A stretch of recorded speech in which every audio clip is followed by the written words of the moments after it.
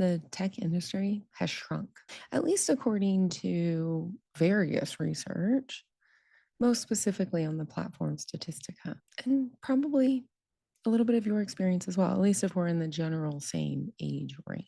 Yet, in the same period, the number of tech related jobs has nearly doubled. Wait, how does that make any sense? The tech industry has shrunk, yet the overall mass of tech related jobs has nearly doubled. This is where I come in because every industry is the tech industry.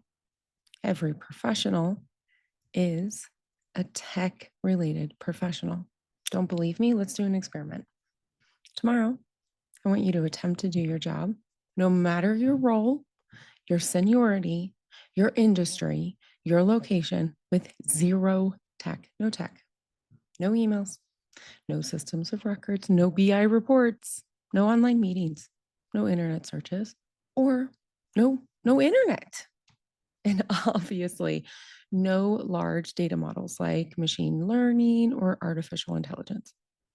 Just your old fashioned phone, the one that connects to the wall with the wire, pen, paper, pencil, your body, your brain, your winning personality, all wrapped up in your professional expertise.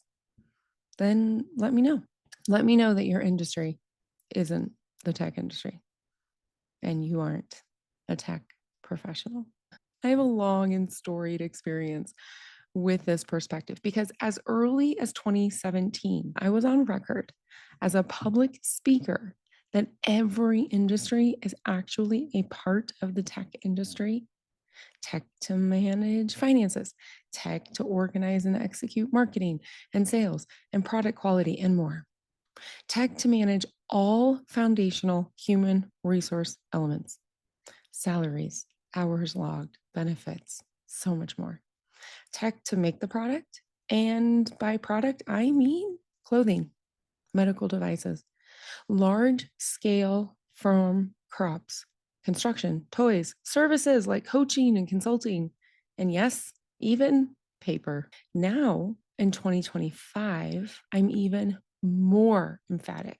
Every industry is the tech industry, and every professional is a tech professional. The fine points rest in how much tech each person uses, to what outcome, and with what degree of confidence, success, and impact. We are, all of us, in tech, enabled and limited by the tech available on the market and our roles. People fought me on this in 2017.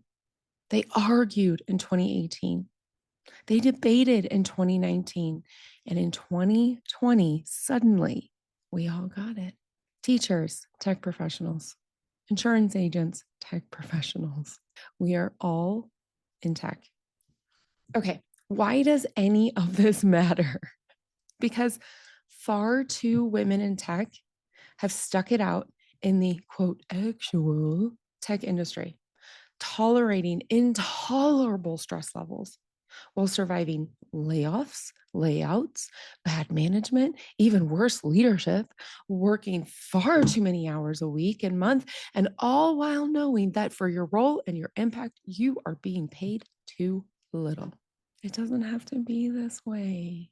Not only can you stay in tech and build the skill of bravery to stress less, work less, even earn more, you can also, and this is a massive also of opportunity, you can shift industries, quote unquote industries, towards something that interests you.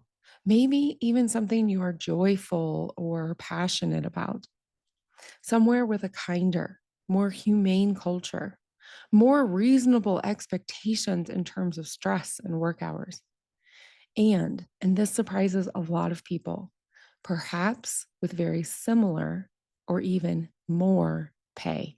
You can do all of this and still leverage your tech-related and enabled skills to continue to grow your career. Really, everyone fought me from 2017 to 2020 about whether or not all industries had a spine of tech are a part of tech.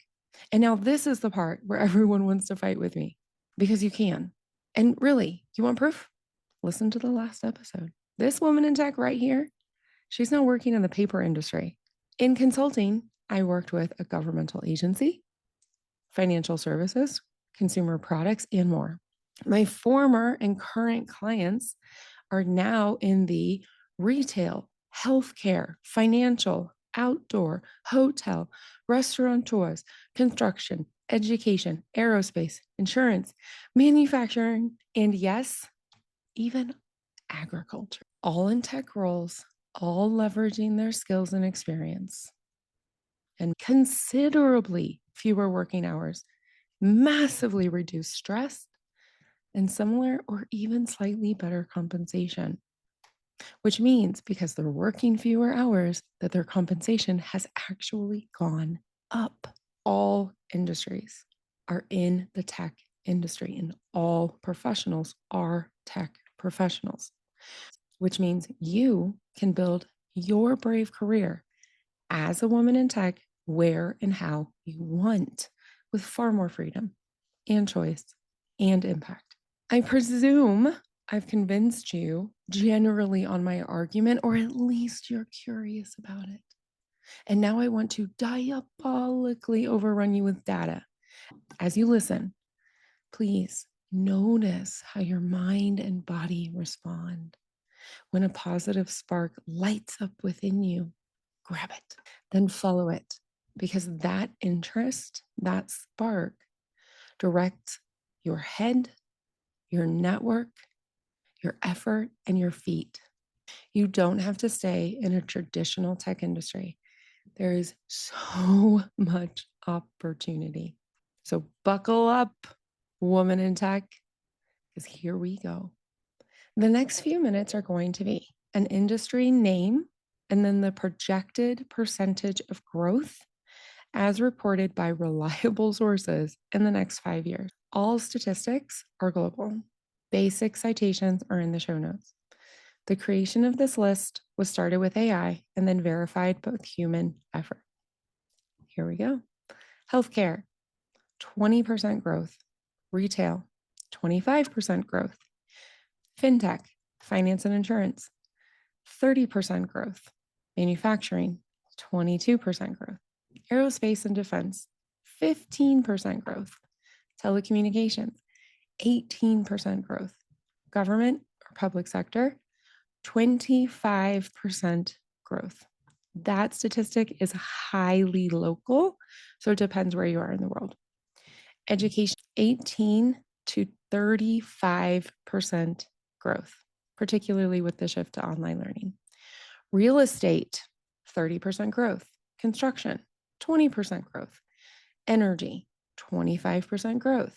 Transportation and logistics, 22% growth. Hospitality and tourism, 20% growth. Media and entertainment, 25% growth. Are we seeing a theme here? Pharmaceuticals, 18% growth. Professional services, 28%.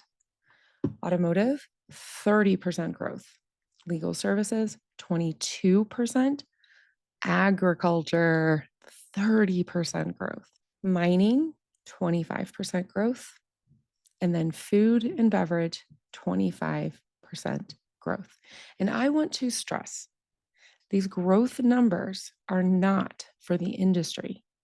The growth of the industry may actually be negative, but the jobs that are being shifted, the jobs that are growing, those are those percentages.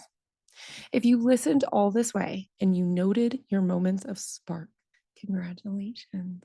You've got a range of new industries that are a part of the tech industry to explore with a more open mind for your career satisfaction and growth. Now, get to networking, driving informal conversations with people in those industries. Update your materials, uncover how your skills are used and what the roles are called in your target industries. Then start applying, attending local events for that industry or industries, and continuing to expand your connection and network. Listen, tech related job growth is everywhere, not just in the traditional or actual tech industry. With the shifts towards automation, digitalization, machine learning, and AI integration, as well as growing internal company product management, large scale program management, and even cybersecurity. There are so many drivers of career opportunities for you, woman in tech. Use the Build Your Brave Career Framework. Reach out to me to learn about coaching. Make 2025 and then 2026 the year you weave together your tech related skills, your sparks of interest and purpose, and your ever growing skill of bravery, all the way to stress just a bit less, work just a little less, and yep, earn a bit more until you stress significantly less, work significantly less, and earn significantly more. Brave it up.